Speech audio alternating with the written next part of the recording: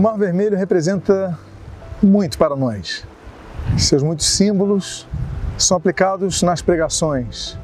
E a base disso é um evento espetacular que acontece na fronteira entre o Egito e a Terra Prometida, numa região chamada Península do Sinai. Israel, para se libertar, ele teve que sair do Egito. E aconteceu então um contexto, após as 10 pragas do Egito, que eu gostaria de compartilhar com vocês nesses breves minutos. Em Êxodo capítulo 13, versículos 20 a 22, a Bíblia assim diz: Os israelitas partiram de Sucote e acamparam em Etã, à entrada do deserto. O Senhor ia adiante deles, durante o dia, numa coluna de nuvem, para os guiar pelo caminho, durante a noite, numa coluna de fogo para os iluminar, a fim de que caminhassem de dia e de noite. A coluna de nuvem nunca se afastou do povo durante o dia, nem a coluna de fogo durante a noite. A presença de Deus, então, era algo inegável. E ainda que a coluna de fogo e a coluna de nuvem estivessem guiando o povo, Deus os conduziu para uma grande prova.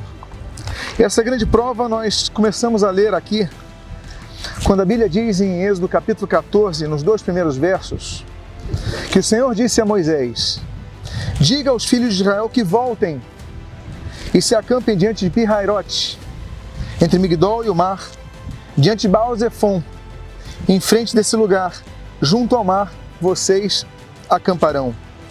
Israel já estava adiantado, mas Deus ordena que eles retornassem.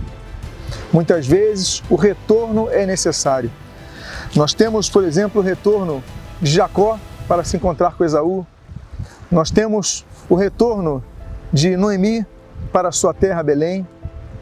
Nós temos o retorno de Jeremias para Tofete. Existem vários retornos na Bíblia que são importantes, como aquele, por exemplo, do filho pródigo, que retorna à sua casa.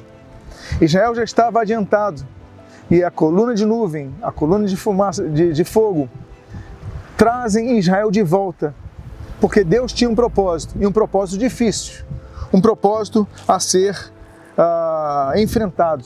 E a Bíblia diz então em Êxodo 14, versículo 4, e assim eles o fizeram. Obediência é a base do servo de Deus. Nós vivemos para obedecer a Deus, vivemos para seguir a Deus, vivemos para cumprir os propósitos de Deus. Esse texto é muito importante, porque apesar de tudo isso, Israel retornou.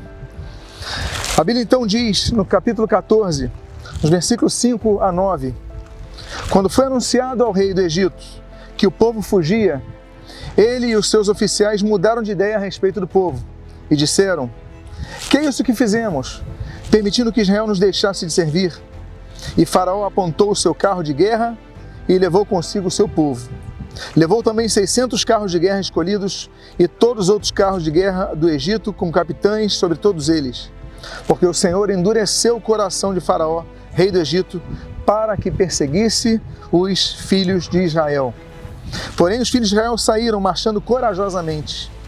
Os egípcios os perseguiram com todos os carros de guerra de Faraó e os seus cavaleiros e o seu exército, e os alcançaram acampados junto ao mar, perto de Pi-Hairote, diante de Baal-Zephon. A Bíblia fala do dia de adversidade, em Salmo capítulo 27. E a Bíblia diz que Deus levanta contra nós adversários, como nós lemos em 1 Reis capítulo 11, quando Deus levanta Hadad contra Israel. O fato é que Deus, ele permite que o coração de Faraó já endurecido, ele fique mais pesado, mais fechado. E então Faraó ordena uma perseguição a Israel. Israel então reage, e reage demonstrando medo. O medo é algo que nos paralisa. A Bíblia diz no versículo 10 desse capítulo 14, E chegando Faraó, os filhos de Israel levantaram os olhos, e eis que os egípcios vinham atrás deles, e ficaram com muito medo. Então os filhos de Israel clamaram ao Senhor. Muitas vezes o medo nos faz que nós clamemos ao Senhor. A Bíblia diz em 2 Crônicas capítulo 20 que Josafá teve medo e buscou o Senhor. A Bíblia diz em Ezequiel capítulo número 28, em Isaías capítulo de número 38, que Ezequias teve medo e buscou o Senhor. A Bíblia diz em Mateus capítulo 14 que Pedro, quando estava submergindo, teve medo e buscou o auxílio de Jesus. Às vezes o medo nos faz assim. O medo nos serve para que nós tomemos a postura de buscar ao Senhor. E a Bíblia então diz que o povo não apenas sentiu medo, mas no versículo 11 e no versículo 12 registra: disseram a Moisés: será que não, por não haver sepulturas no Egito, você nos tirou de lá, para que morramos neste deserto? O que foi que você fez conosco, tirando-nos do Egito? Não foi isso que dissemos a você no Egito? Deixe-nos em paz, para que sirvamos os egípcios? Por isso, teria sido melhor para nós servir os egípcios do que morrer no deserto. A murmuração, número 16, diz que provoca a morte. O povo não apenas sentiu medo, mas ele buscou o Senhor. Mas interessante, eles buscam o Senhor e a seguir murmuram contra Moisés. Então Moisés responde. E nós vemos que esse local que se tornou um beco sem saída, se você observar, parece um beco sem saída. Milhões de pessoas saindo do Egito, encurraladas por um exército com poderio bélico, com experiência militar. Mas o texto diz no versículo 13 desse capítulo 14 de Êxodo: Moisés, porém, respondeu ao povo: não tenham medo, fiquem firmes e vejam o livramento que o Senhor lhes dará no dia de hoje, porque vocês nunca mais verão esses egípcios que hoje estão vendo. Nós devemos ter algumas coisas inabaláveis. Salmo 51 diz que nós devemos ter o espírito inabalável. O Salmo 125 diz que os que confiam no Senhor serão como o Monte Sião, que permanece inabalável. Nós devemos estar com a nossa fé inabalável quando? Quando estamos no conforto do nosso culto, sentados numa poltrona ouvindo uma mensagem, ou quando estamos no meio de um mar, em frente ao mar, com um exército inimigo atrás de nós, tentando nos destruir. Nesse momento, nós devemos ter a nossa fé inabalável. E a Bíblia diz então, continua dizendo no versículo 14, que ele diz: o Senhor lutará por vós, fiquem calmos. O beco sem saída, então é o lugar onde Deus fala, onde Deus conforta, mas não só isso. Mas o beco sem saída é o local onde Deus nos ordena a que hajamos. A Bíblia diz no versículo 15 desse capítulo: o Senhor disse a Moisés: por que estão clamando a mim? Diga aos filhos de Israel que marchem. Havia um momento de clamarem, havia um momento de mostrarem seus medos, sua insegurança, seus receios. Mas Deus fala: agora não é momento mais de clamar, agora é momento de marchar. Mas como marchar? O mar estava fechado. Mas Deus, quando dá ordem, Ele não dá ao acaso. Ele dá porque Ele traz uma direção. Se Ele ordenar que o povo marchasse, é para que eles fossem em frente, ainda que tivesse o mar na frente. E a Bíblia diz então que Deus fala a Moisés, no versículo 16: e você, Moisés, levante o seu bordão e estenda a mão sobre o mar, e as águas se dividirão para que os filhos de Israel passem pelo meio do mar seco. É impressionante.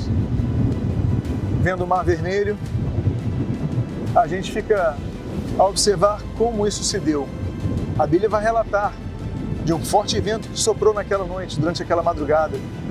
E aquele forte vento foi dividindo, fazendo uma fenda aquática que foi separando e deixando apenas a terra seca para o mar, para o povo passar.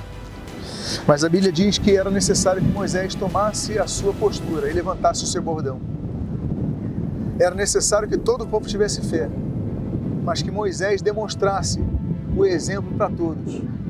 Não eram todos que deveriam levantar seus bordões, era Moisés. Moisés levanta o seu bordão e a Bíblia diz no versículo 21 e 22, com o qual encerra essa reflexão: então Moisés estendeu a mão sobre o mar, e o Senhor, por um forte vento leste que soprou toda aquela noite, fez com que o mar se retirasse, tornando terra seca, e as águas foram divididas, e os filhos de Israel entraram por meio do mar em si.